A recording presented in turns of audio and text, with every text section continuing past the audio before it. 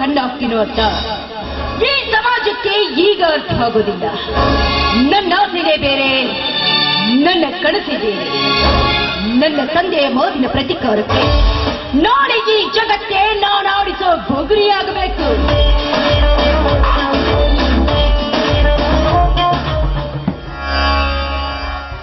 ಏ ಸೀತಾ, ಏನೇ ಅದು ಕೈಯಲ್ಲಿ ಹಿಡಿದದ್ದು? ಏನಿಲ್ಲಮ್ಮ, ಅಂದ ಹಾಗೆ ಇವತ್ತು ಗೌರಿ ಪೂಜೆಯ ಕೊನೆ ಶುಕ್ರವಾರ ಅಂತ, ಅದಕ್ಕೆ ನಾವು ದೇವರ ದರ್ಶನಕ್ಕಂತ ಹೊರಟಿದ್ದೆ.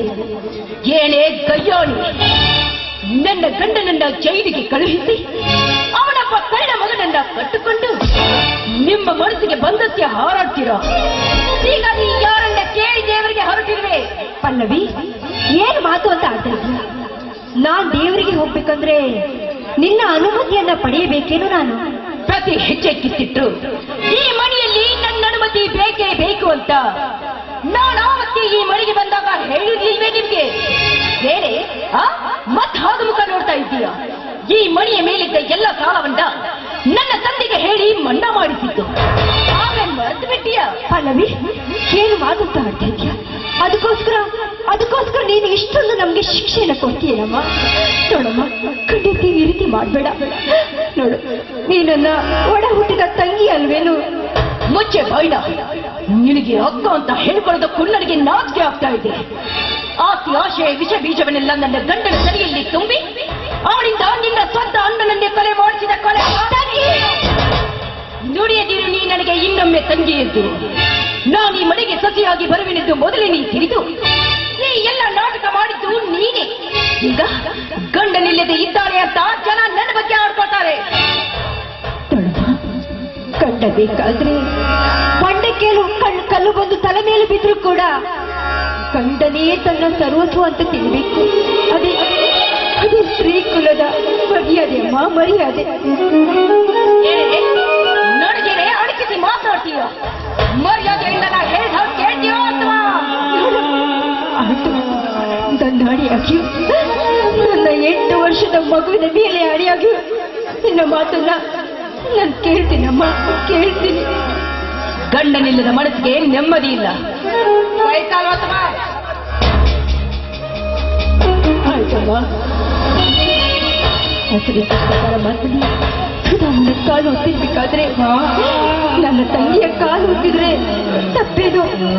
ಆಯ್ತಮ್ಮ, ಆಯ್ತು.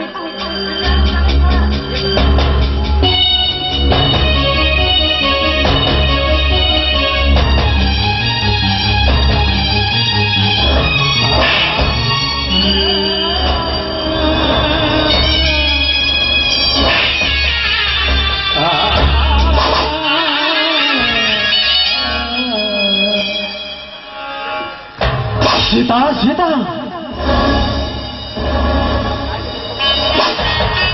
ಯಾಕೆ ಬಡ್ಕೋತೀಯ? ಸೀತಾ ಏನ್ ಮಾಡ್ತಾ ಇದ್ದಾಳೆ ಅಂತ ನಿನಗೆ ಕಾಣಿಸೋದಿಲ್ವೇ? ಅಮ್ಮ ಪಲ್ಲವಿ, ನಿನಗಿಂತ ಹಿರಿಯವರಿಂದ ಈ ಸೇವೆ.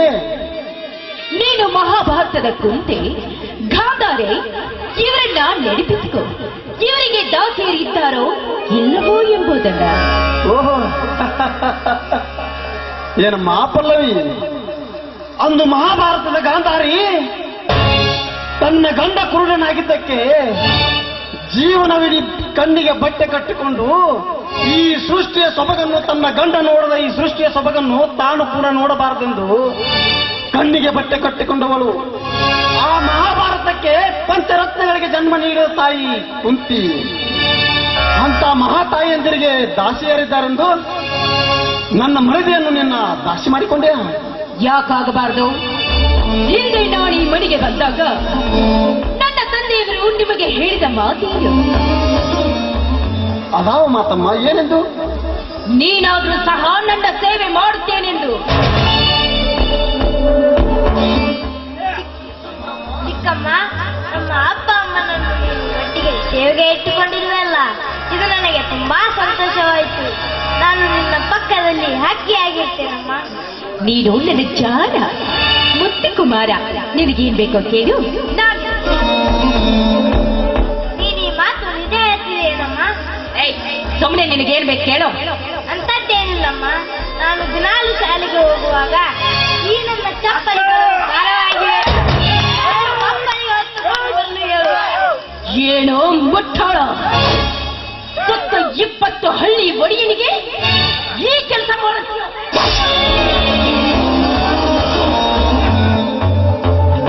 ಮತ್ತೆ 70 ಹಳ್ಳಿಯ ದೇವರಿಗೆ ಪ್ರಿಯನಾದ ನನ್ನ ತಂದೆ ತಾಯಿಗೆ ಈ ನಿನ್ನ ಕೆಲಸ ನೀಡುತ್ತೇನಮ್ಮ. ಸೀತಾರಾಮ, ಮಿತಿ ಮೀರ್ತು ನಿಮ್ಮ ಕಂದನ ಮಾತುಗಳು. ಈ ಮನೆಯಲ್ಲಿ ಇವನಿರಬೇಕು ಒಂದು, ಇಲ್ಲ ನಾನಿರಬೇಕು ಒಂದು. ಹಾಗೆ ಹಠ ಹಿಡಿಯಬೇಡಮ್ಮ, ಹಾಗೆ ಹಠ ಹಿಡಿಯಬೇಡ. ತಿಳಿಯದೆ ತಪ್ಪು ಹಾಡಿದರೇನಾಯ್ತಮ್ಮ? ಅಮ್ಮ, ನಿನ್ನ ಸೇವೆಗೆ ನಾವಿದ್ದೇವಮ್ಮ, ನಾವಿದ್ದೇವೆ. ಈ ರೀತಿ ಹಠ ಹಿಡಿಯಬೇಡಮ್ಮ. ನೀನು ಈ ಮನೆಯ ಕಿರಿಸೊಸೆ ಅಮ್ಮ, ಈ ಮನೆಯ ಕಿರಿಸೊಸೆ. ಅಪ್ಪ, ಇವಳು ಈ ಮನೆಯ ಕಿರ್ಸತಿ ಅಲ್ಲಪ್ಪ, ಈ ಮನೆಯನ್ನೇ ನುಂಗಲು ಬಂದ ಹಿರಿಯ ರಾಕ್ಷಸಿ ಇವಳು. ನೀವದೇನು ಮಾಡ್ತಿರೋ ಅಂತ ನೋಡ್ತೀನಿ. ಎಲ್ಲೋ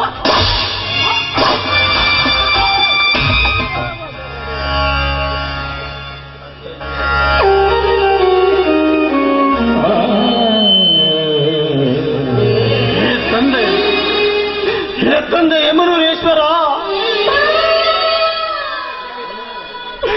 ದಿವ್ಯ ಜ್ಞಾನ ಜ್ಯೋತಿಯಾಗಿ ಎಲ್ಲರ ಹೃದಯ ಕಮಲದಲ್ಲಿ ಸದಾ ಬೆಳಗುತ್ತಿರುವ ನೀನು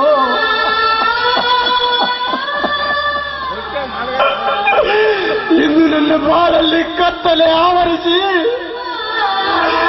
ಈ ಬೆತ್ತಲೆ ಸಂಸಾರದ ಕತ್ತೆ ಆಗಿದೆಯಾ ನನ್ನ ಸಂಸಾರವನ್ನು.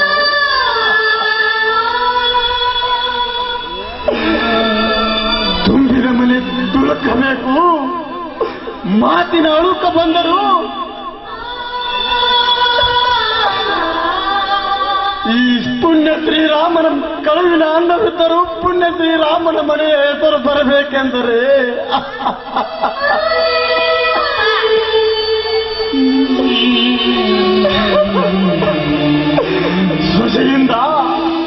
ಸ್ವಜೆಯಿಂದ ಪುರುಷನ ಕಾಲಗದ ಮಳೆ ಸುರಿದು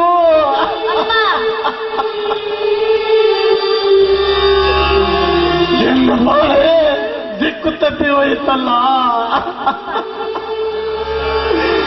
ಹೇ ಕಂಡೇಶ್ವರ, ಹಸಿರು ತೋರುವ ಈ ಮನೆ ನಿನಗೆ ಕಣ್ಣಿಗೆ ಕಾಣುವುದಿಲ್ಲಪ್ಪ. ಈ ರೀತಿ ನಿನಗೆ ಕಷ್ಟ ಕೊಡುವುದಾದರೆ ಬೇಗ ನಿನ್ನ ಅವರಿಗೆ ನಿನ್ನಿಂದ ತೊಟ್ಟು ಬೇಡಪ್ಪ.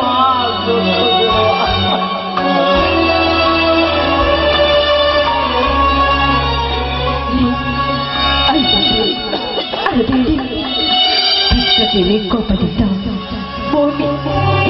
ಭೂಮಿ ತನ್ನ ಒಳಲನ್ನೇ ಕಳೆದುಕೊಳ್ತಿರ್ಬೇಕಾದ್ರೆ ನಾವು ಹೇಗೆ ಬದುಕು ಮಾಡೋಕ್ಕೆ ಸಾಧ್ಯ? ಎಷ್ಟೋ ಜನರು ಭೂಮಿ ಮೇಲೆ ಮಣ್ಣಾಗಿ ಹೋಗ್ತಿರ್ಬೇಕಾದ್ರೆ ನಾವು ಈ ಭೂಮಿ ಮೇಲೆ ಬದುಕಿದ್ದ ಪ್ರಯೋಜನ ಏನ್ರಿ? ನಾವು ಈ ಭೂಮಿ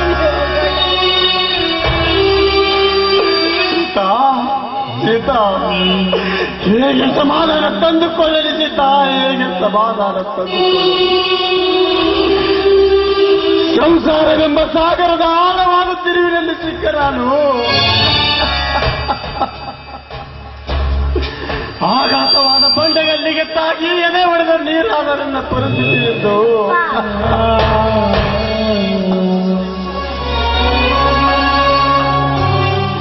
ಎದೆ ಹೊಡೆದು ನೀರಾಗಿ ಹೋಗಿದೆ ಸೀತಾ, ಎದೆ ಹೊಡೆದು ನೀರಾಗಿ ಹೋಗಿದೆ.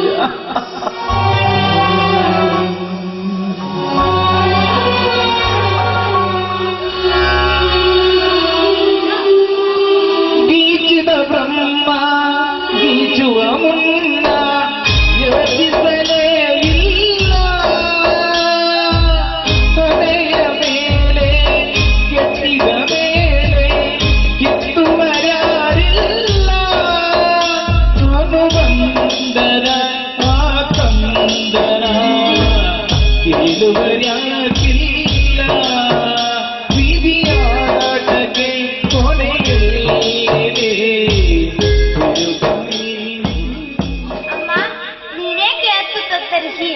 ನಿನ್ನ ಗಂಡನೇ ಹಾಳು ಮಾಡ್ಕೊಳ್ತೀಯಮ್ಮ. ವಿಧಿ ದೈವ ಯೋಗವನ್ನು ಗೆದ್ದವರಾರು. ವಿಧಿ ಲಿಖಿತವನ್ನು ತಪ್ಪಿಸಲು ಯಾರಿಂದ ಸಾಧ್ಯವಿಲ್ಲ. ಹೆಣ್ಣಂದ್ರೆ ಈ ಜಗದ ಕಣ್ಣು. ಹೆಣ್ಣಿನಿಂದಲೇ ತೂಗುತ್ತಿದೆ ಈ ಜಗದ ತೊಚ್ಚಲು. ಬಾರಮ್ಮ ಬಾ, ಹಸಿವಾಗಿದೆ, ಊಟ ಕೊಡಬಾರಮ್ಮ.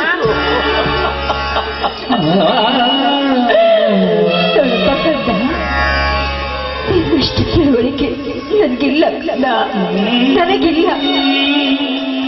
ನೋಡಪ್ಪ, ಹೊಟ್ಟೆ ತುಂಬಾ ಹಸಿದೆ ಅಂತ ಹೇಳ್ತಾ ಇದ್ದೇನಪ್ಪ. ನೋಡಪ್ಪ, ನಿನಗೊಂದು ತುತ್ತಾದ ಕೊಡಕ್ಕೆ ನಮ್ಮ ಕೈಗೆ ಏನು ಇಲ್ಲಪ್ಪ.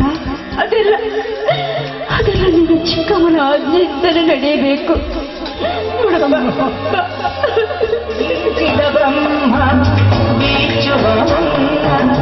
ಯೋಚಿಸಲೇ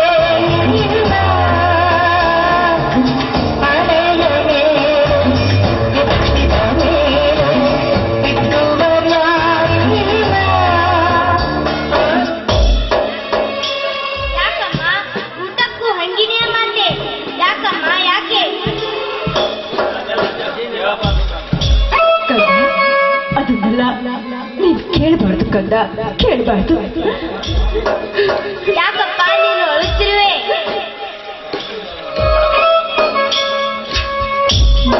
ಯಾಕೂ ಇಲ್ಲ ಮಗು. ನನ್ನ ಕಲ್ಲಮ್ಮನ ಮಾತು ಕೇಳಿ ದುಃಖದ ಕಣ್ಣೀರಪ್ಪ, ದುಃಖದ ಕಣ್ಣೀರು, ಸಂತೋಷದ ಕಣ್ಣೀರು. ಆ ಕಣ್ಣೀರಿನೊಂದಿಗೆ ನೀವೆಲ್ಲ ನಗುತ್ತಿರಬೇಕಪ್ಪ. ಹೀಗೆ ಅಳುಮುಖ ಇರಬಾರದು. ಇದಕ್ಕೆ ನಾವು ಎದುರಾಗಿ ನಿಂತಾಗಲೇ ನಾವು ಸುಖದ ಸೋಪಾನ ಏರುವುದು. ಅಂದಾಗ ಬ್ರಹ್ಮಾಂಡದ ನಾಯಕರಾದ ನೀವೇ ಹೀಗತ್ತರೆ ಈ ಲೋಕದ ಗತಿ ಹೇಗೆ? ಕಂದ, ಯಾಕೆ? ಚಿಕ್ಕಪ್ಪನಿಲ್ಲ ಅಂತ ನೀವೆಲ್ಲ ರೋಧಿಸುತ್ತೀರಾ? ಅವನ್ನೆಲ್ಲ ನಾಳೆ ಗೆದ್ದು ಬರ್ತಾನೆ, ಬನ್ನಿ. ಬಾ ಕಂದ, ಹೋಗೋಣ ಬಾ. ಕಾಲದ ಕೈಯಲ್ಲಿ ಗೊಂಬೆಯು ನೀನು, ಕಾಲದ ಎದುರಲ್ಲಿ ಕುರುಡನು ನೀನು. ಅರ್ಥವೇ ಜಗದಲ್ಲಿ ಅಕ್ಕರೆ ಹುಡುಕಿದೆ. ತಮ್ಮನ ಆಜ್ಞೆ ಪಾಲಿಸುವುದಕ್ಕಾಗಿ ಈ ಮನೆಗೆ ಸೊಸೆಯಾಗಿ ಬಂದವಳನ್ನು ಸೊಸೆಯಂತೆ ನೋಡಿಕೊಂಡರು. ಅದು ಬಿಸಿಲಿನ ತಾಪಕ್ಕೆ ಸಿಡಿಗರದು ಬಿಸಿಲನ್ನೇ ಕೊಟ್ಟಿತು.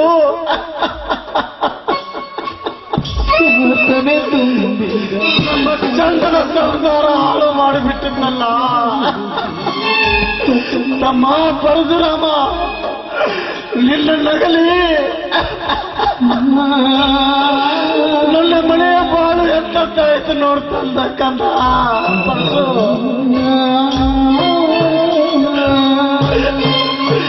ತಮ್ಮನೆ ಸರ್ವಸ್ವರೆಂದು ಬಾಳಿದ ನಮಗೆ ತಮ್ಮನ ಹೆಂಡತಿಯಿಂದ ಇಂಥ ವಿಧಿ ಬಂದಿದ್ದೆ. ಮೋಸದ ಸಂಚರಿಸಿರುವೆ ದೇವ. ಇನ್ನು ಎಷ್ಟೊತ್ತು ಕಾಡುತ್ತಿರುವೆ ನಮ್ಮ ಈ ಬಾಳನ್ನು. ಗೀಚಿತ ಬ್ರಹ್ಮ ಗೀಚುವ ಮುನ್ನ ಯೋಚಿಸಲೇ ಇಲ್ಲ. ತಲೆಯ ಮೇಲೆ ಕೆತ್ತಿಯ ಮೇಲೆ ಕಿತ್ತುವರ್ಯಾರಿಲ್ಲ.